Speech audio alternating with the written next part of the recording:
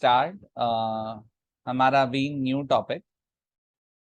Last हम लोगों ने डिस्कस किया था कि भाई प्रोडक्शन क्या है, आपका जो है सप्लाई क्या है, स्टॉक क्या है। अब हम लोग चल रहे हैं फैक्टर्स अफेक्टिंग सप्लाई। अगेन जो मैंने नोट्स आप लोगों को प्रोवाइड करी है उस नोट्स में क्वेश्चन नंबर 4 थोड़ा सा चेंज हुआ होगा फॉर्मेट, बट अगेन कंसेप्ट और है ना पूरा का पूरा बाकी सब सेम ही है। ओके, टॉपिक है फैक्टर्स अफेक्टिंग सप्लाई। अगेन जैसे हम लोगों ने पहले सीखा था वैसे ही पहले एक बार कंसेप्ट सीख लेते हैं व्हाइट बोर्ड पे, फिर उसको शिफ्ट करते हैं आपका जो है नोट्स के ऊपर। Factors affecting supply. अब फैक्टर्स का मतलब समझना, मतलब इन चीजों के ऊपर मींस ये चीजें डिसाइड करेगी कि प्रोड्यूसर ज्यादा बेचे या कम बेचे। ये जो चीजें हैं वो डिसाइड होगा करेगा कि भाई प्रोड्यूसर जो है ज्यादा बेचना चाहता है या कम बेचना चाहता है। मैं थोड़ा सा चेंज कर रहा हूं, मैं है ना व्हाइट बोर्ड पे नहीं लिख रहा, ऑलरेडी आंखें खींच रही होंगी आपकी।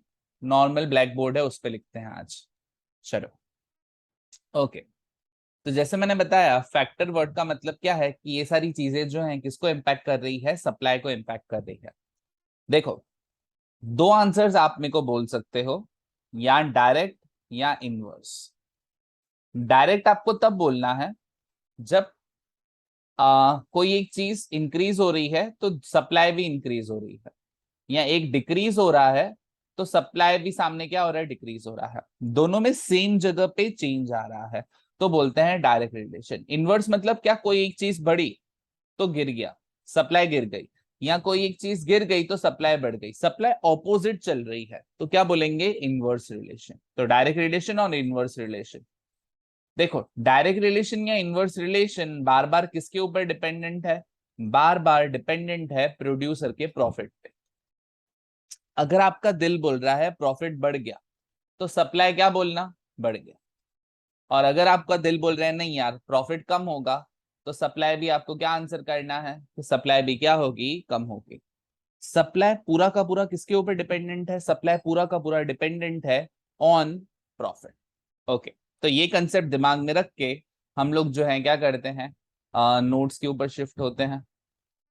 चलो, क्वेश्चन है एक्सप्लेन फैक्टर्स अफेक्टिंग सप्लाई। कौन से फैक्टर सप्लाई के ऊपर इंपैक्ट करते हैं। तो इन्होंने, देख रहे हो आप, सप्लाई के फैक्टर्स को दो हिस्सों में बांटा है। Factors affecting supply are grouped under two categories. पहला है प्राइस, हमारे जो मैं बेच रहा हूं उसकी सप्लाई कौन डिसाइड करेगा, उसी की प्राइस डिसाइड करेगी। और दूसरा है फैक्टर्स अदर देन प्राइस। तो पहले वाले के ऊपर बात करते हैं, प्राइस ऑफ अ प्रोडक्ट, के प्राइस जो है वो कैसे डिसाइड कर रही है। अब खुद लॉजिक लगाओ, अगर प्राइस ज्यादा है तो प्रॉफिट ज्यादा है, प्रॉफिट ज्यादा है तो सप्लाई ज्यादा, प्राइस ज्यादा, प्रॉफिट ज्यादा, सप्लाई ज्यादा। प्राइस कम हो गई तो प्रॉफिट कम हो गया, प्रॉफिट कम हो गया तो सप्लाई भी कम होगा, यानी रिलेशन कैसा है, पॉजिटिव। तो देखो, price is an important determinant of supply. अब प्रोड्यूसर सेल फॉर प्रॉफिट, कि कोई भी प्रोड्यूसर है वो किसके लिए बेचता है, प्रॉफिट के लिए। तो जब प्राइस ज्यादा होगी सीधी सी बात है प्रॉफिट ज्यादा होगा, और जब प्राइस कम होगी प्रॉफिट कम होगा तो सप्लाई क्या करेगा, कम करेगा। आप सोचो, आप दो गुड्स बेच रहे हो, एक टी और एक कॉफी। अब टी की प्राइस बढ़ गई तो आप टी से ज्यादा कमाओगे तो टी को ही ज्यादा बेचोगे, कॉफी वाले को भी बोलेगे भाई टी पी के जा, कॉफी खत्म हो गई है। लेकिन रिवर्स, अगर कॉफी की प्राइस बढ़ी है तो आप कॉफी ज्यादा बेचने का ट्राई करोगे। आई होप समझ आ रहा है। तो ये फर्स्ट प्राइस वाला फैक्टर क्लियर। इसमें इंपॉर्टेंट क्या है, कैसा रिलेशन है, पॉजिटिव रिलेशन है। अब आगे बढ़ते हैं। नेक्स्ट नेक्स्ट है आपका अदर देन प्राइस, क्या क्या फैक्टर्स हो सकते हैं। तो अदर देन प्राइस हमारे फैक्टर्स हैं, एक second. Okay, other than price में सबसे पहला इन लोगों ने हमको दिया है कॉस्ट ऑफ प्रोडक्शन, खर्चे। अब फिर से वही, खर्चों के बारे में सोचो, खर्चे से प्रॉफिट बढ़ेगा कि कम होगा। तो ऑब्वियस सी बात है, आप बोलोगे सर जब कॉस्ट ज्यादा होगा प्रॉफिट कम होगा। रुको,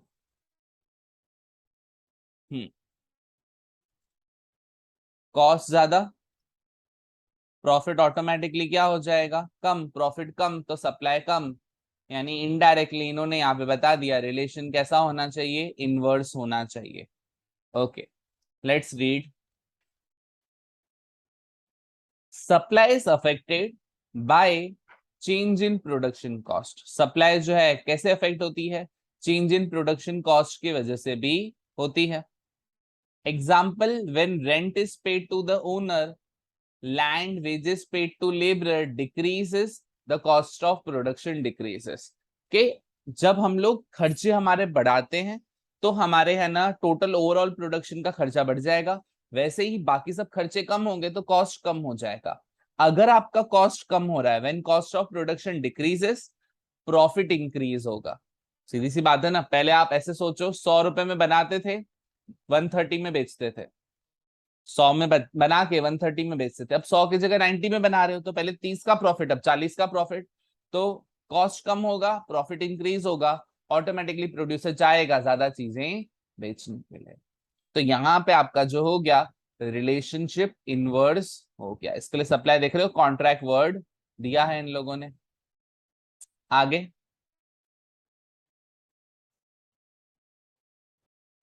next, level of technology. Level of technology जो है उसके अंदर देखो इन्होंने क्या दिया है हमको। चल भाई नीचे जा।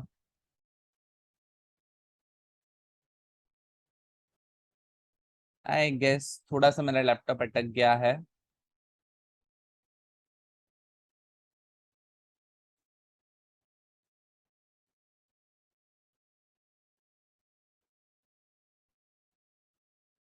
ओके चलो, I am back. Level of technology, level of technology में देखो इन्होंने हमको क्या दिया है। When state of technology advances, अब समझना जैसे जैसे टेक्नोलॉजी बेटर होती जाती है, जैसे कैमरा फोन्स हो गए आपके मोबाइल में इन सब के, तो जैसे जैसे टेक्नोलॉजी बेटर होगी उस चीज को काम करने का खर्चा कम होता जाए। अब अगर काम करने का खर्चा कम होगा, मतलब अगर मैं नई टेक्नोलॉजी वाली एसी ले रहा हूँ, तो नई टेक्नोलॉजी वाली एसी क्या करेगी, मेरा लाइट का बिल कम लाएगी। अगर लाइट का बिल वो कम नहीं लाती फिर तो मैं पुरानी एसी से ही खुश था। जब जब न्यू टेक्नोलॉजी आएगी, या तो वो प्रोडक्शन ज्यादा करके देगी या तो मेरे खर्चे कम करके देगी।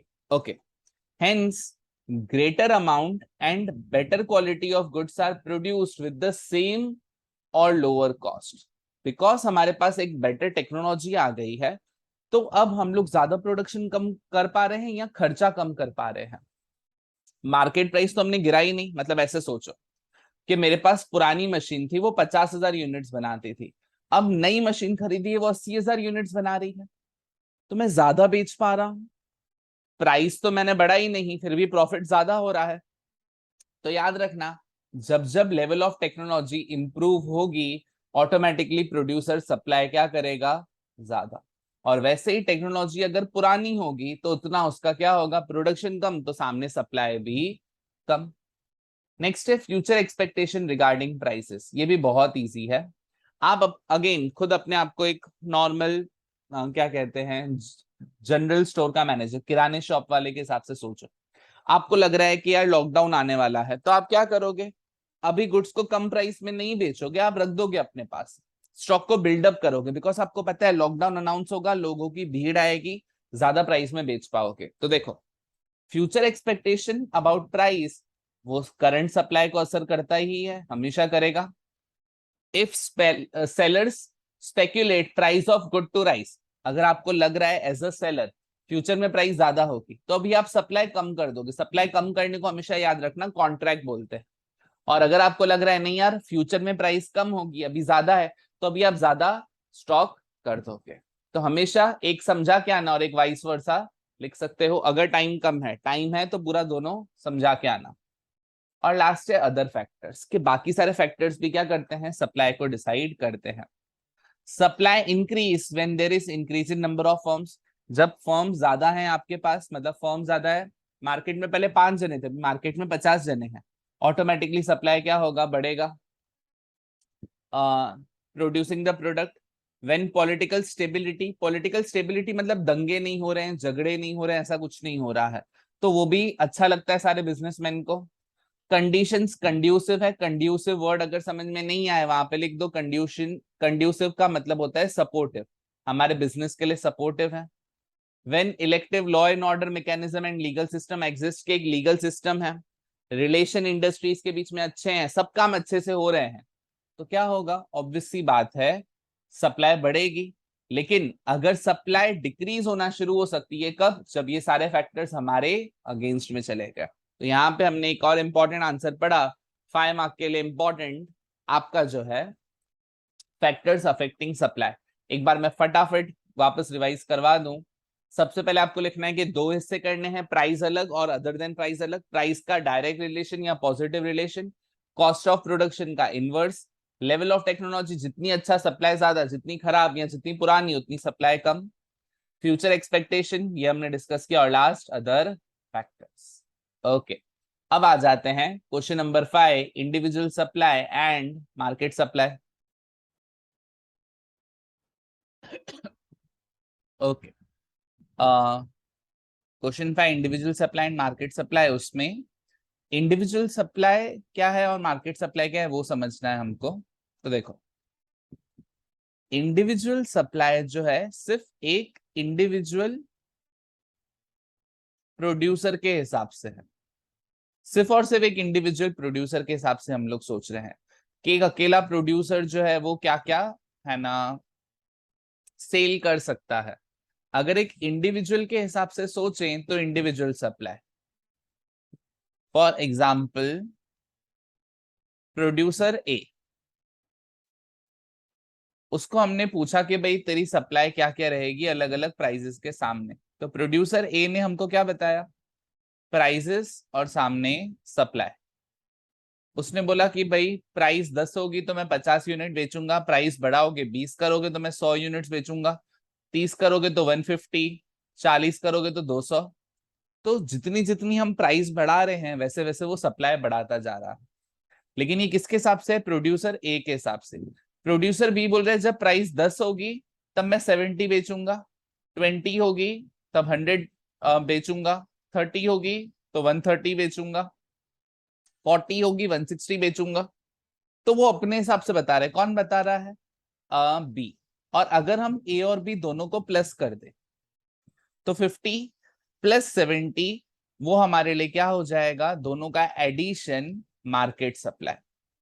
100 प्लस 100 200, नेक्स्ट 280, 280 के बाद 360। तो अगर हम लोग इंडिविजुअल सप्लाई को ऐड कर दें तो जाके हमको क्या मिलता है, आपका जो है मार्केट सप्लाई। तो देखो, supply in economic is classified as individual supply and market supply. कि सप्लाई को हम लोग क्लासिफाई कैसे करते हैं, इंडिविजुअल सप्लाई के जैसे और मार्केट सप्लाई के जैसे। आगे, individual supply, supply of good underline करना सबसे इंपॉर्टेंट वर्ड, एक इंडिविजुअल सेलर के हिसाब से, एक अकेले सेलर के हिसाब से है। और जब हम सबके इंडिविजुअल सप्लाई को ऐड कर दे, the sum total of such individual supply of all existing sellers, जितने भी मार्केट में सेलर्स हैं सबकी सप्लाई को प्लस कर दो तो आपको मिलता है मार्केट सप्लाई। अब आपको फिर एग्जाम में क्या करना है, अपने हिसाब से शेड्यूल बनाना है। शेड्यूल जो दिल में आए बना सकते हैं, बस ध्यान क्या देना, प्राइस बढ़ा रहे हो तो सप्लाई को भी बढ़ाना, इन्वर्स नहीं कर देना कि प्राइस बढ़ा रहे हो सप्लाई कम कर दो। प्राइस बढ़ रही है सप्लाई भी बढ़नी चाहिए। तो जब प्राइस 10 है, पहले वाला फर्म ये बोल रहा है मैं 80 बेचूंगा, फर्म भी बोल रहा है मैं 60 बेचूंगा, तो 80 प्लस 60 140, फिर 180 100 280। आप कोई भी फिगर ले सकते हो, कुछ रट्टा मारने की जरूरत नहीं है। ओके, चलो, तो हम लोगों ने ये क्या किया, इंडिविजुअल सप्लाई मार्केट सप्लाई देख लिया। अब क्लियरली आप देख सकते हो जब प्राइस ज्यादा है सप्लाई ज्यादा है, इसको हम लोग आगे और इन डिटेल में समझेंगे।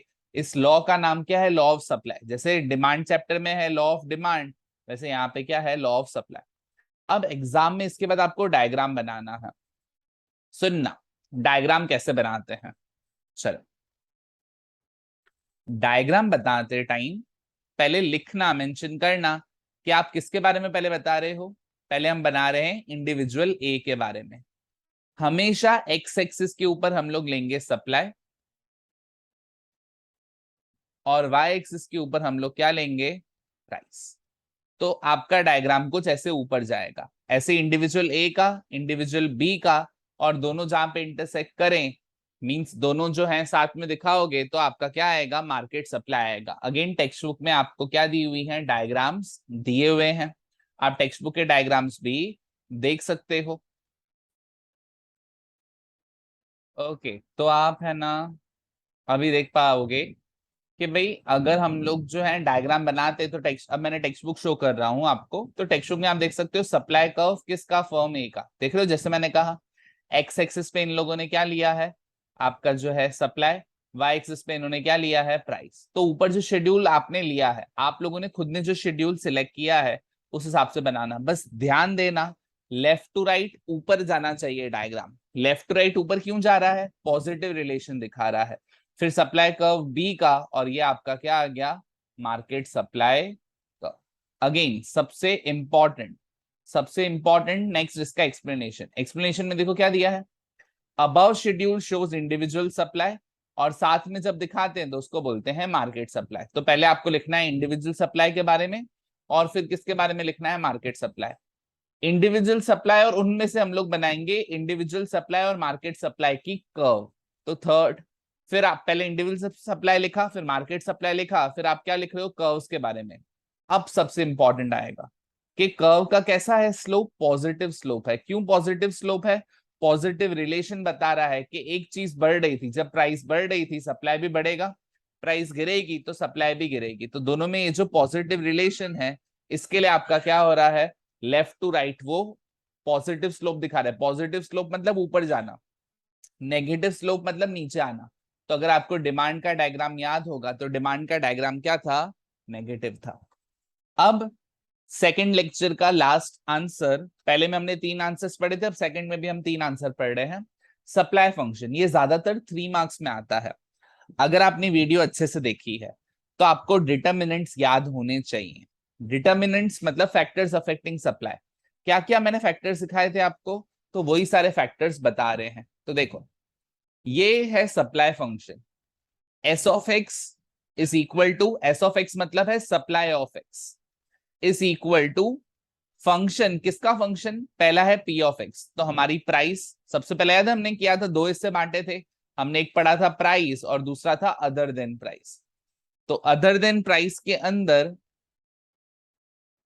हमने क्या पढ़ा था, एक तो फैक्टर प्राइसेस, फैक्टर प्राइसेस मतलब cost of production, factor prices मतलब हमने क्या पढ़ा था, cost of production. Level of technology पढ़ा, फ्यूचर एक्सपेक्टेशन पढ़ा, और अदर फैक्टर्स पढ़ा। तो वही हमारे क्या है, आपके जो हैं सारे के सारे जो डिटर्मिनेंट्स पढ़े, फैक्टर्स पढ़े, वही सब किस में आएगा, सप्लाई फंक्शन में आएगा। तो एक बार मैं फिर से नोट्स में आपको दिखा दूं जो हम लोगों ने पढ़ा, ये रहा फैक्टर्स। तो इसको प्राइस को इन्होंने क्या लिखा, पी ऑफ एक्स। फिर है कॉस्ट ऑफ प्रोडक्शन, तो इसको इन्होंने लिखा P of F. P of F मतलब price of factors of production, PCB आप लिख सकते हो। फिर लेवल ऑफ टेक्नोलॉजी, एक्सपेक्टेशन और अदर फैक्टर्स। तो ये सारी चीजें इन्होंने किसमें दिखाई हैं, आपका जो है सप्लाई फंक्शन में। तो देखो क्या दिया है, सप्लाई फंक्शन मतलब मैथमेटिक रिलेशन के वेरिएबल्स लिखो कि कैसे रिलेशन डिसाइड हो रहा है। आपका जो है it represent supply of one good, जो दूसरे दूसरे चीजों से डिसाइड हो रहा है। तो बस आपको ये लिख के आना है एग्जाम में, और अदर फैक्टर्स जो हैं वहां तक सब आपको क्या सिग्निफाई करेंगे। पी ऑफ एक्स क्या बता रहा है, टी क्या बता रहा है, technology, P of F factor की price, P of E factor prices के बाद हमारी एक्सपेक्टेशन अदर चीजों की, यू मतलब अदर फैक्टर्स। चलो, तो यहाँ पे हमने एक और इंपॉर्टेंट आंसर खत्म किया। अब नेक्स्ट जो थर्ड पार्ट होगा उसमें एक और इंपॉर्टेंट आंसर है लॉ ऑफ सप्लाई के ऊपर।